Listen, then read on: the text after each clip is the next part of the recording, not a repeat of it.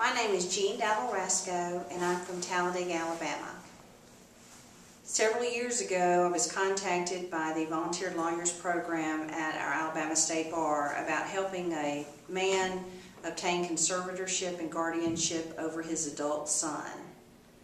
The man contacted me, and I learned that he was blind, and that he did not have his own transportation, of course, and that he did not know how he would arrive at my office. I offered to meet him at his home.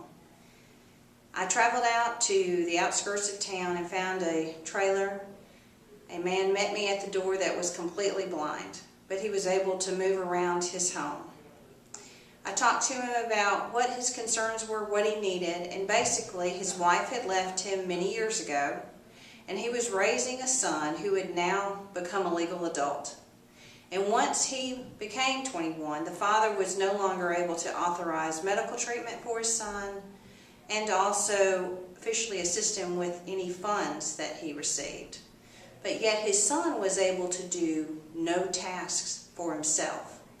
He's able to make a few sounds, but his learning abilities were not much more than a 2 or 3-year-old, and he was severely limited physically.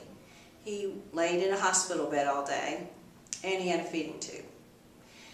The client I asked him if I could meet his son. Absolutely, and he proudly escorted me through his home by feeling his hands along the way to a back bedroom where there was a hospital bed. Inside that hospital bed was a man with full facial hair who weighed probably 50 or 60 pounds. His body was very small because his activity was limited to that of a hospital bed. He had a feeding tube. The boy was able to meet eyes with mine, and he was able to make some sounds, but there was no communication. On the wall, high above the TV, was the boy's favorite TV show, which was a cartoon on a black and white TV on a public broadcast station. There were no extra funds in that family, and the man was doing all he could do. And he fortunately had found out about the volunteer lawyer program through our Alabama State Bar. I went back to my office and proceeded to prepare the paperwork that I knew would be necessary for the conservatorship and guardianship. But I also knew that our Alabama probate court would require a guardian ad litem to also serve on this case, which would mean additional fees to be paid by my client, which I knew there were no extra monies. So I contacted another lawyer, asked him if he would be willing to serve pro bono, and would he go to the home with me to meet his client, and he agreed. The two of us traveled back to the home, and he was as touched as I was at the dire circumstances of this father who was so determined to care for his son, but had no extra financial resources to pay for this much needed legal help.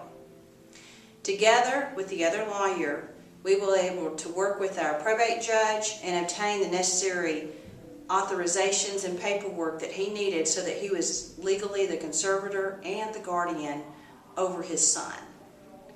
I knew from that point on that in order for everyone to have an opportunity at justice, it would require lawyers giving of their time and services. Fortunately, I was able to recruit a friend of mine to serve as the guardian ad litem. And together, both of us continue to work with the Volunteer Lawyers Program in our state, because we know it's the right thing to do, and that everyone should be entitled to justice regardless as to whether or not they have any money to pay for legal services themselves. So I hope you'll be a pro bono lawyer one day too.